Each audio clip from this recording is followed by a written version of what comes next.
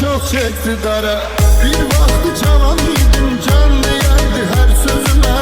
Yaşatıp kocalmışam, indi bakmıyor üzüme. Böyle bir söz değerdi, ölene kadar seninleyem. Ben indi can üsteyen, oysa görünmür gözüme. Ben indi can üsteyen, oysa görünmür gözüme. O görünmür gözüme hal perişan gediren. Bakıram resmimize gözler giryan gediren. Ben için doğma olan nazlı güzel dilberimin halını sormamışam, yaman yaran gediren. Halını sormamışam, yaman yaran gediren.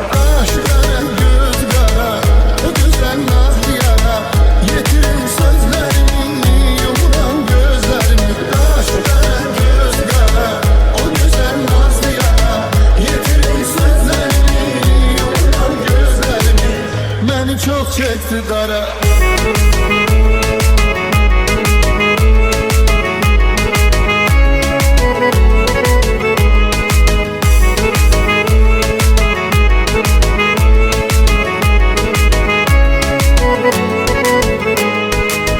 Yumuram gözlerimi üst tutup o dünyaya.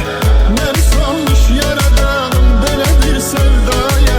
Yakşısın bence budur, ölüm kurtarım canımı.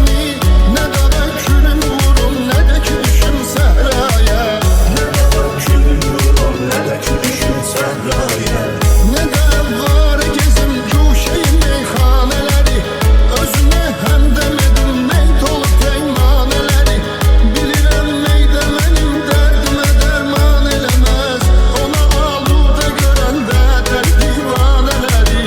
Ona alude gören de der divaneleri. Aşk kara göz kara, o güzel nazlı yara. Yetirin sözlerimi, yumuran gözlerimi. Aşk kara göz kara, o güzel nazlı yara. Yetirin sözlerimi, yumuran gözlerimi. Beni çok çekti dara.